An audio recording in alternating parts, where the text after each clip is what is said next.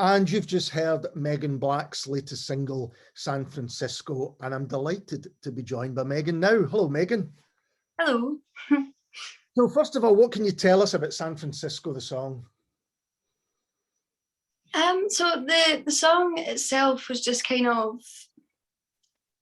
I suppose my ideal thing would just be to like be a big hippie and just kind of float about and, you know, just live the dream. So it was kind of inspired by that. There was a lot of kind of, I suppose there's a sense of not anger in the song, but just a sense of kind of like angst or, you know, like a bit of kind of rage of some sort. And I suppose that was just essentially my kind of frustration with the fact that I want to like escape my life of doing like rubbish jobs or whatever else, just to kind of float about and be a big hippie. Like, I just feel like you should be able to do that anyway. So that was kind of the inspiration for the song. But really, it's just, I would kind of like to just be a big hippie and live in San Francisco and just float about and do my thing. So, yeah. So it's San Francisco, almost like an ideal place, you know, because that was the reputation, wasn't it? That, yeah. You know, if you go to San Francisco, remember to wear flowers in your hair, that whole kind of thing. And there's a line in it that stuck out to me. It says, I blame the revolution for keeping us the same. So that's the kind of anger that you're talking about, that, yeah, we're all kind of been forced into certain boxes. Is that right? Yeah. Yeah, pretty much, yeah. I mean, I'm sure it rhymes with something as well, but also, yeah, it was kind of more sort of poking fun at the idea that if the revolution hadn't happened and everybody was still kind of separated, all the hippies would maybe have just floated together. But yeah, I mean, yeah, that's the dream for me, but we'll see how it goes. So it's interesting. I think taking alongside your previous single, Freedom Belongs to Him, which we'll hear a bit later, it's a kind of a heavier sound, I think, than we've heard from you previously. Is that something that you wanted to develop? Yeah, definitely. I think my earlier stuff was very much like more kind of solo kind of stuff, which I don't mind, but I really wanted a band. Some of my like biggest kind of musical influences are sort of like blues rock and roll and stuff. So I kind of just wanted to do that and see how it goes. And I think that sound, I would like to keep evolving it over time. I want to try different things, but I think that kind of slightly heavier and more sort of powerful sound, I think, suits me in terms of creating music and, you know, doing my weird wee dance moves and stuff. So it goes well. It's interesting because quite a few people had got in touch with me and said, have you heard Megan Black's new music?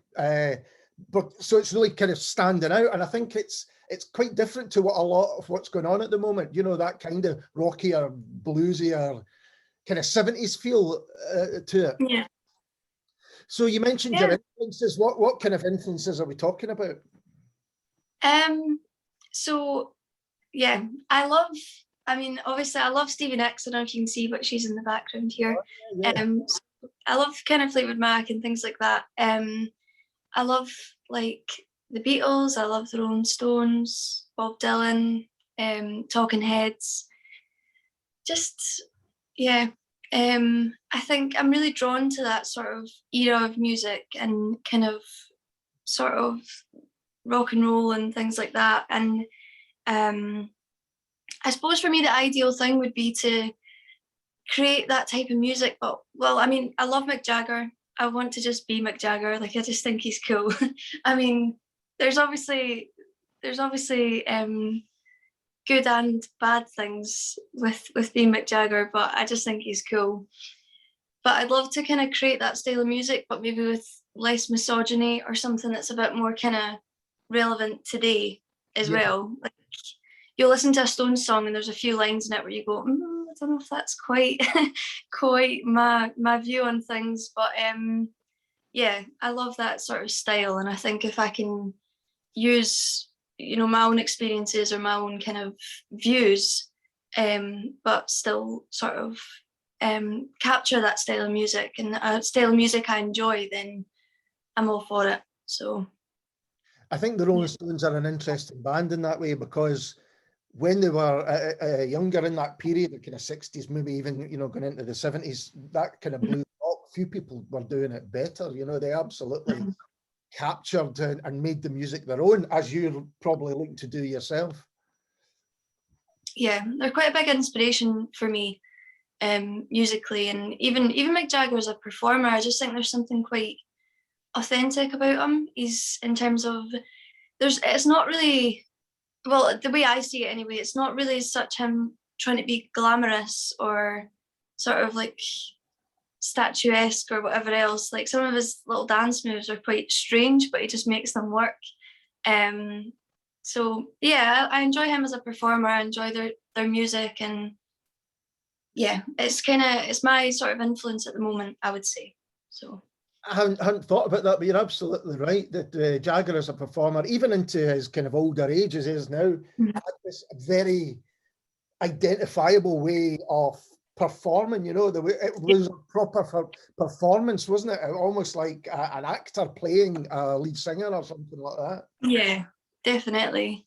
Yeah, there's something quite original and authentic about it, and I think that's something you can't just almost like, I mean, he's maybe worked on it or whatever else, but I feel like that there is a sense of it just being a natural kind of thing.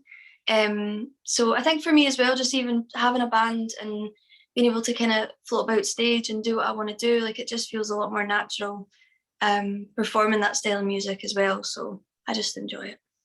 So you said that before you were doing more kind of solo stuff. How did you decide to put the band together, or at least, you know, what were you looking for in a band, if that's a sensible? Yeah, no, it's a good question. I think the most important thing, I mean, I've had quite a few different bands over the years, and it is essentially they are like session musicians. It's my songs and I'll take them to them, but they're just cool guys. Like, I can't imagine never wanting to work with them. They're great musicians within themselves. They're fantastic musicians, and I think in terms of looking for a band and looking for people to work with, I just wanted to find people who, I suppose, challenge the way I look at things as well, and also people that I can just kind of connect with and vibe with. Like, they're all just, they're cool guys. I mean, realistically, I'd have loved to have a female in there, but it's just not happened yet. So, but that's maybe something we can add in the future. But in terms of the band dynamic, it seems to work very well. So I enjoy it. I think it's just, they're cool guys. They're cool. And have you managed to do any live shows with them, or has that not been possible yet? We did a live show. We've done a couple. They were both sort of virtual kind of streaming things though. So I'm looking forward. I can't really say much yet, but we've got a few things coming up where it'll be like an actual like audience, like humans in front of us, which will be lovely. So yeah, I mean, they've all had experience gigging, you know, they've all got their own kind of projects and things like that as well. So yeah, it's just, I'm looking forward to being able to just play live and enjoy it. I think it'll be fun. So well, certainly from hearing the singles, it's a band I would love to see, an experience I would love to see live, because it's just that kind of, it sounds like live music almost, you know, on the record. It sounds like a band who are all playing for and with each other and really enjoying it. Mm-hmm. Yeah, I think there's that element of just enjoying the kind of process. And whenever we have been recording, it's always been, everyone's just like, I remember talking to my guitarist after, and we were just talking about how we'd love to do that every day for months on end, just going in a studio and just coming up with cool ideas, and just, you know, it would just be great. It would be amazing. So I think there's that element of just everyone's kind of enjoying what they're doing and experimenting with stuff, and if it comes out well, and it comes out well, and yeah, just going with it. That's all you can do. So, and with that kind of in mind, is there an album coming up when you've got these singles out, but is there a kind of longer record coming out as well? There is, yeah. I can't say too much. I don't know what I'm allowed to talk about. I get told things and I go with it. But I am bringing out an album.